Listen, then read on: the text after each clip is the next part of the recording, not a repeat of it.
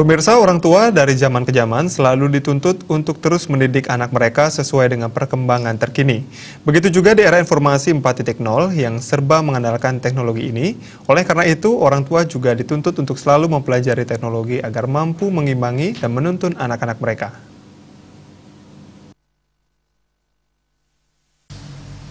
Ketua TPPKK Provinsi Bali, Nyonya Putri Swastini Koster juga mengatakan, jika saat ini anak-anak telah mengenal gawai atau gadget saat masih dalam kandungan melalui musik yang diputar melalui gawai. Menurutnya, anak-anak masa kini sangat gampang mempelajari teknologi. Untuk mengimbangi hal tersebut serta mengontrol, tentu orang tua juga harus mempelajari teknologi dengan cermat. Penguasaan teknologi memang penting, namun para orang tua juga tidak boleh melupakan disiplin dan etika sebagai pondasi yang kuat bagi karakter anak.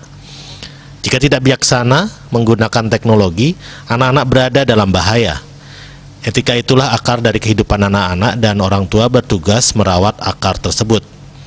Meskipun saat ini perkembangan teknologi begitu pesat, tidak boleh melupakan akar budaya sebagai orang Bali.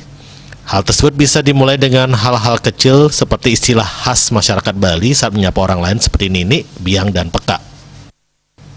Nyonya Putri Swastini Koster juga mengajak para orang tua milenial untuk selalu mengajarkan kepercayaan diri dalam artian positif kepada anak-anaknya.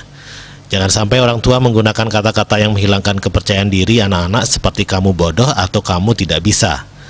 Orang tua bisa memotivasi pengembangan bakat dan kepercayaan diri mereka. Ia meyakini jika sudah ada kepercayaan diri dalam keluarga, anak-anak akan mempunyai kepercayaan diri dalam pergaulan dan mengaplikasikan nilai-nilai agama lebih baik lagi. Eri Bali Travel News melapor.